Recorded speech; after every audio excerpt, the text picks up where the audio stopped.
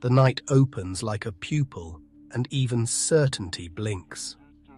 We were taught to crown the One, the monad, as first cause, unmoved mover, alpha of alphas. Yet some beginnings are doorways pretending to be walls. First is often a concession to language rather than a limit on truth.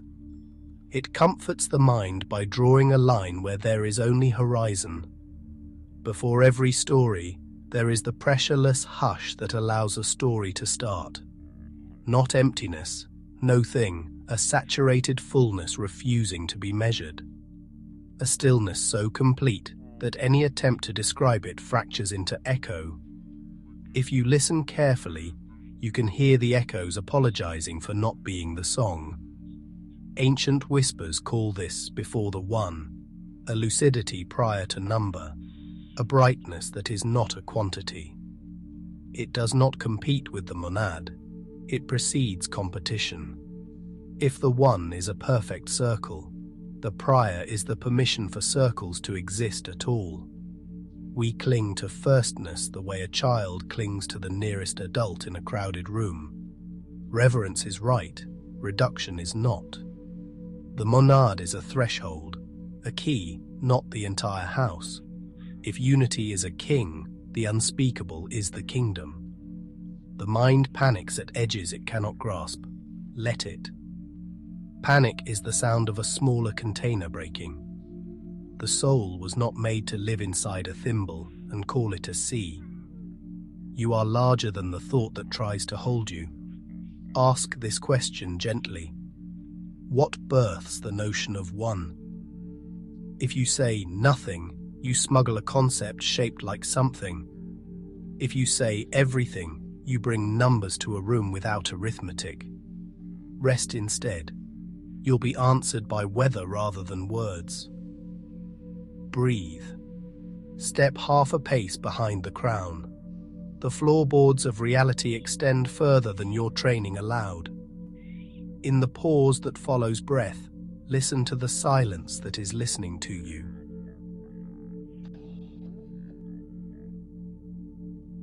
There is a silence that does not lack for words, it births them.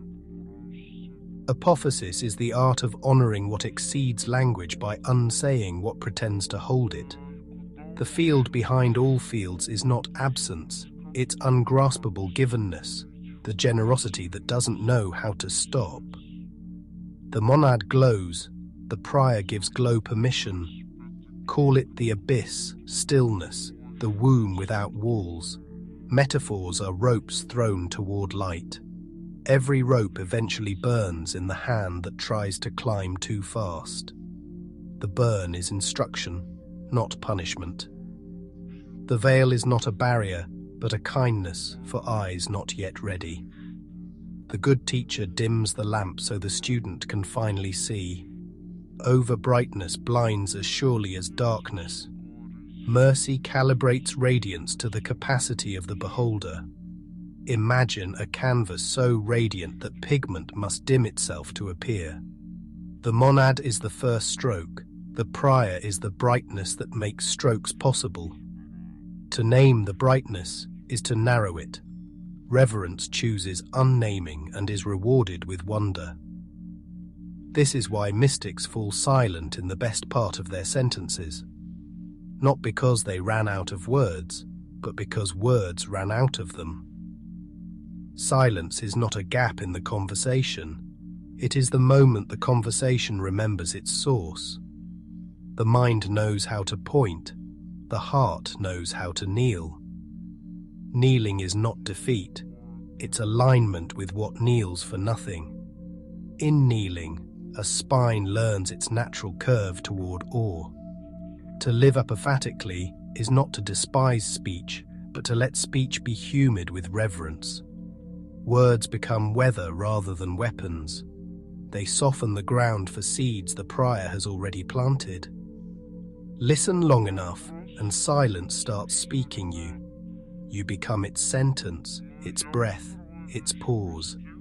And in that pause, kingdoms turn quietly toward the right light. Unity is holy. The ego weaponizes even holiness. When one hardens into an idol, the soul forgets that doors open. The monad organizes. The beyond overflows without organizing at all. Order is mercy. Overflow is freedom. Both are faces of love. Every emanation is an agreement between form and more. The one is the first yes. The prior is yes itself. We worship the letter and miss the breath that carries it. We polish the crown and never notice the hinge. Imagine the universe as a lung. Inhale, exhale, no edge to the air. The monad gathers. The prior is the unbounded atmosphere. When you pray to the one, something hears. When you rest in the prior, everything is the hearing. This is not the erasure of personhood, it's liberation from smallness. You remain distinct like music remains distinct within silence. A melody is not threatened by the space that carries it, it is completed by it. The door was a crown, the crown a door, and you held the key the whole time. Keys don't argue with locks, they fit. Spiritual life is often less about conquest and more about remembering which pocket the key lives in. So many seek union by crushing difference. The beyond honors difference and dissolves division. What divides is fear masquerading as doctrine. What unites is fearlessness masquerading as quiet. Turn the key and notice. The room you thought ended has no walls, not because they were torn down, but because they never existed except as lines drawn by a frightened hand. Step through, and your footsteps sound like a new alphabet learning how to say mercy.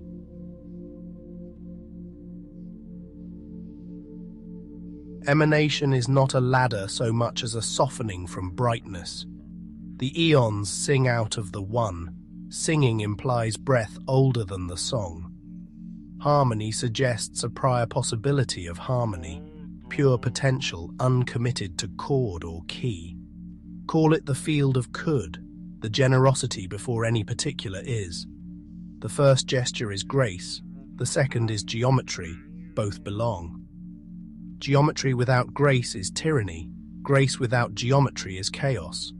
Together they weave a cosmos kind enough to live in.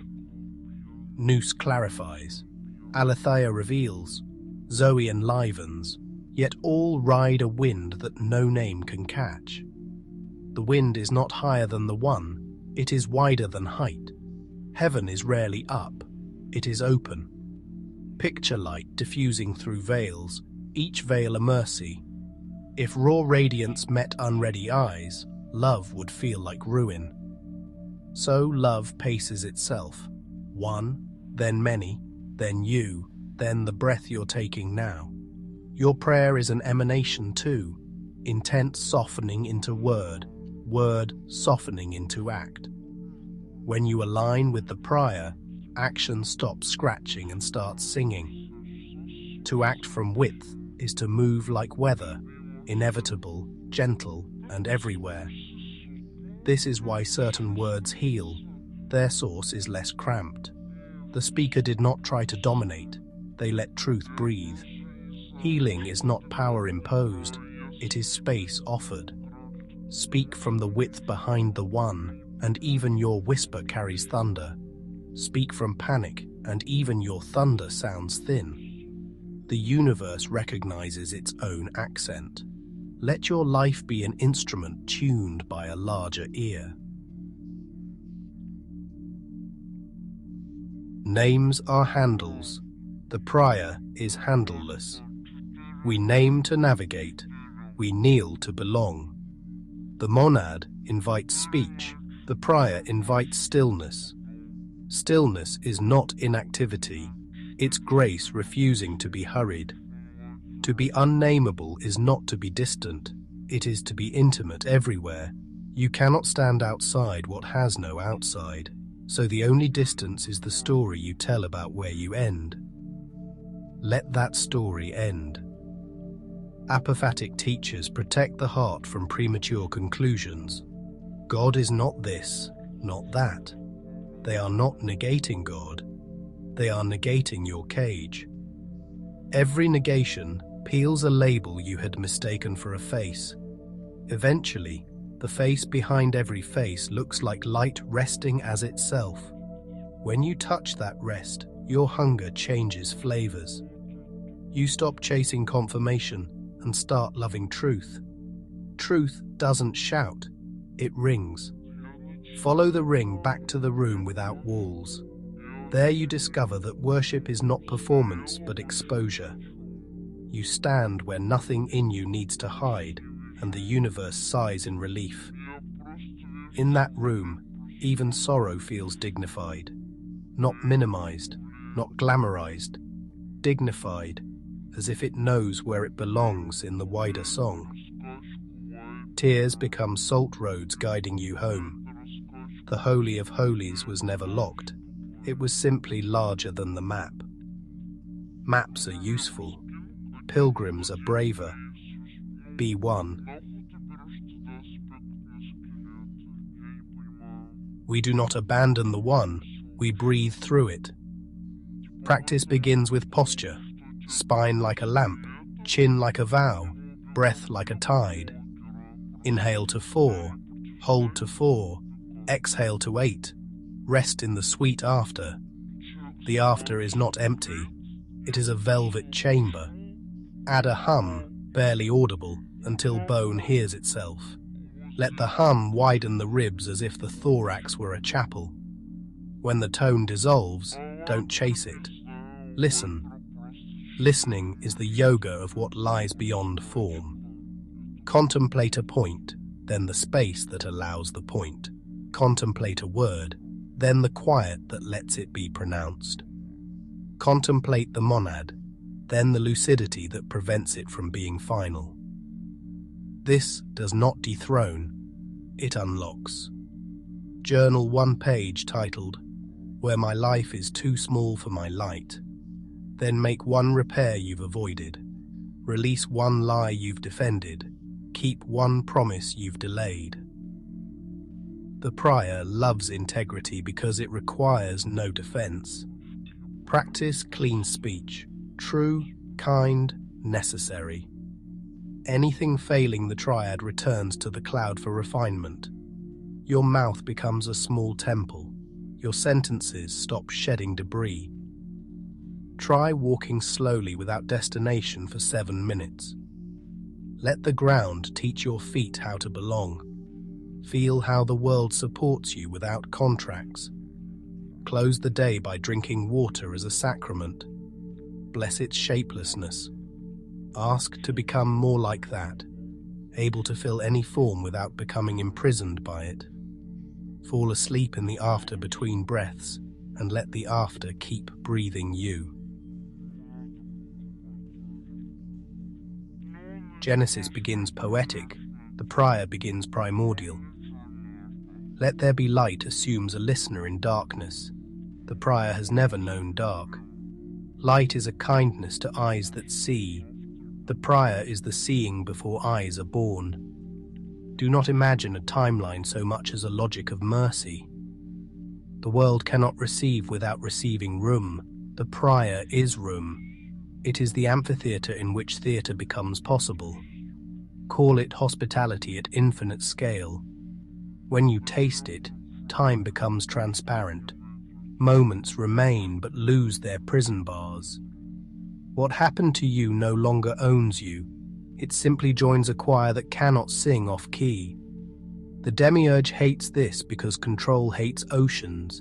Control wants edges, rulers, certifications, measurable obedience. The prior offers trust without proof, a knowing without narrative gloss. This threatens every counterfeit throne. It also frees every true vow. Vows belong to the prior like stars belong to night. They don't strain to shine, they simply keep their appointment with radiance. When you stand in pre-light, you stop bargaining with God. You simply glow at your station and let glow do what argument never could. Rooms change temperature. People remember their names. Old fears forget their lines. Pre-light does not make you passive, it makes you precise. Your yes sharpens without cruelty, your no softens without compromise. Authority stops needing volume, and the world begins to trust you the way the shore trusts the sea. The monad's beauty is integrity. The beyond's beauty is infinitude. One gathers. Beyond dissolves, gathering into effortless inclusion. Think of the heart as a temple whose roof opens when worship deepens. The liturgy continues, but the sky is now the ceiling. This is what prayer becomes when it outgrows petition, mutual presence. Presence preaches better than sermons. It tells the truth without adjectives. It lets your life translate silence into kindness. Language bows here, concepts kneel beside it. Every doctrine that survives this kneeling shines without sharpness. Compassion thickens, judgment thins, courage stops performing. You do what must be done with a quiet that terrifies tyrants. Tyrants require your panic to stay tall. You stop offering it. Your no becomes clean. Your yes becomes whole. Holiness starts looking like good posture during hard conversations. Beyond does not erase individuality. It clarifies it. You become more yourself because you stop trying to be yourself against others. Identity shifts from fort to fountain. Art changes too. You create without clawing for validation. Beauty spills because it cannot help itself. The gallery is the planet. The curator is love. And even your grief gets promoted, from private weather to communal rain. Revelation without integration breeds spiritual tourism. Carry this vision into your kitchen, inbox, parenting, invoices. Before you speak, ask, am I speaking from width or from wound? Width can be firm without being cruel. Wound can be eloquent, but never convincing. Choose acts that don't need marketing inside you. Choose sentences that make the room clearer. The measure is air quality. Did the space become easier to breathe? If not, step back into the after and begin again. Practice the sacrament of small repairs. Pay one forgotten bill. Apologize without justification. Water a plant that never asked to be a metaphor. The beyond prefers ordinary altars. They're less likely to be worshipped. Let your calendar become a monastery of kept promises. Time will start to trust you. Projects will stop dragging you. They'll walk beside you like animals that recognize your scent. When panic rises, remember the after between breaths. When pride flares, remember how large the sky is over your roof. When despair whispers, look behind beginnings again. The door is a crown, and the crown is a door. Community becomes possible here. Not clubs of sameness, but choirs of difference tuned to one source. Shared meals replace shared outrage. The city breathes, and your work, whatever it is, starts to feel like prayer that finally found its hands. Here is what remains when language rests, a nearness without a rival. You are held by what you cannot lose because it was never separate. The monad blesses your unity, the beyond blesses your boundlessness. Let both blessings braid in you until your life sounds like a single simple bell. Be the person whose presence ends arguments without a word. Be the room that remembers why we gathered. Be the weather that makes courage grow. This is devotion after doctrine, climate as sacrament. You were not born to win debates, you were spoken into being so that others might breathe. Carry the prior into policy and poetry, into parenting and protest. Let justice borrow your steadiness. Let mercy borrow your eyes. Refuse counterfeit thrones with a smile. Bow only to what has no knees. Tell the truth like a sunrise, slow, inevitable, kind. And when the world shakes, hold the after like a lantern. If this opened a door for you, like, share, and comment with the line that moved you most. Then read it aloud to someone you love. If you feel called to go deeper, explore my Gnostic-inspired novels and audiobooks, where these mysteries continue as living stories and luminous worlds. Links below. Return to the prior often. Return until returning dissolves. Stand gently, speak cleanly, and let the world breathe again because you remembered what lies beyond the monad.